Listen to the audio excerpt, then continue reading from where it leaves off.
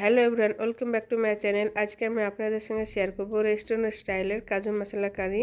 তো রেসিপিটা খুব সহজ এবং সিম্পলভাবে বানিয়েছি, যাতে খুব সহজে আপনারা বাড়িতে বানিয়ে নিতে পারেন। তো রেসিপিটা যদি ভালো লাগে লাইক করবেন, কমেন্ট করবেন এবং চ্যানেলে যদি নতুন হয়ে থাকেন সাবস্ক্রাইব করবেন এবং রেসিপিটা সম্পূর্ণ দেখার অনুরোধ করছি, যাতে খুব সহজে আপনারা এটা দেখে বানিয়ে নিতে পারেন। তো রেসিপিটা শুরু করা যাক কথা না বাড়িয়ে। আমি এখানে 200 গ্রাম মতো কাজু নিয়েছি এবং ছোট ভাঙা কাজুগুলো একটু আলাদা করে নেব, কিন্তু এখানে একটু ভাঙা কাজু কম আছে, সেজন্য আমি অন্য কাজু নিয়ে নিয়েছি ছোট ছোট, এটা মশলা বানানোর জন্য। আর আমি এটাকে দুভাগ করে নিচ্ছি এভাবে। নিয়েছি দুটো ছোট পেঁয়াজ এবং দুটো মিডিয়াম পেঁয়াজ আর দুটো টমেটো। আমি পেঁয়াজটাকে এভাবে রাফলি কেটে নিচ্ছি। আগে থেকে আমি সসপ্যানে পানি গরম করতে দিয়েছিলাম। এখানে আমি ভাঙা কাজু কুচিগুলো দিয়ে দিলাম এবং দিয়ে দিলাম পেঁয়াজ।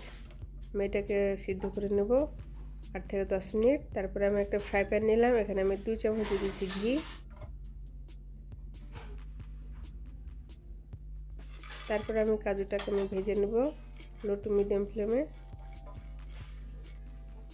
একটু হালকা গোল্ডেন ব্রাউন হয়ে গেলে আমি এটাকে উঠিয়ে নেব। কাজু ভাজা হয়ে গেছে, আমি এটাকে উঠিয়ে নেব।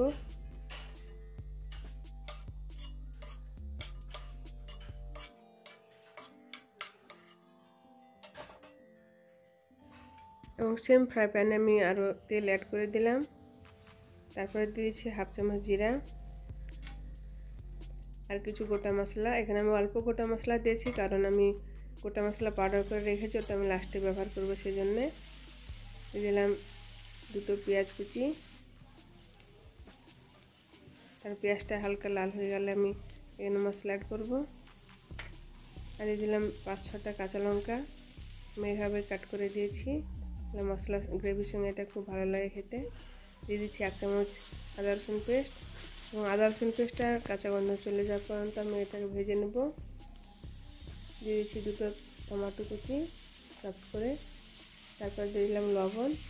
টমেটো দেওয়ার পরে লবণটা দিলে তাড়াতাড়ি টমেটোটা সফট হয়ে যাবে এবং নরম হয়ে যাবে।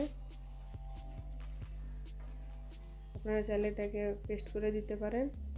দিয়ে দিলাম হলুদ গুঁড়ো ছোটো চামচের 1 চামচ এবং 1 চামচ কাশ্মীরি লাল লঙ্কা গুঁড়ো।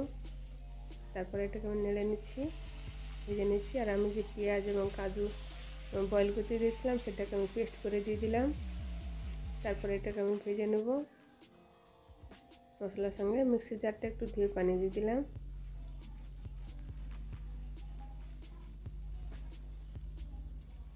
তারপরে দিয়ে দিচ্ছি ধনিয়া গুঁড়ো এবং হাফ চামচ জিরা গুঁড়ো এবং গরম মশলা গুঁড়ো।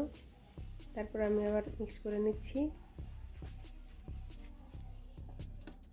এবং 2 মিনিট আমি ঢাকা দিয়ে রেখে দেবো, যাতে মশলাটা ভালোভাবে সিদ্ধ হয়ে যায় এবং তেলটা ছেড়ে দেয়। তেলটা ছেড়ে দিয়েছে মশলা থেকে। এবং আর আমি দিয়ে দিলাম 1 গ্লাস পানি। তারপরে দিয়ে দিচ্ছি কাজু। এখানে 5 মিনিট মতো রান্না করলে কাজুটা সিদ্ধ হয়ে যাবে লো টু মিডিয়াম ফ্লেমে। লবণটা হচ্ছে কিনা ঠিকঠাক দেখে নিচ্ছি। তারপর ঢাকা দিয়ে আমি রেখে দিচ্ছি 2 মিনিট মতো। এটা হয়ে এসেছে। আমি এখানে অ্যাড করে দেবো একটা বাটার কিউব।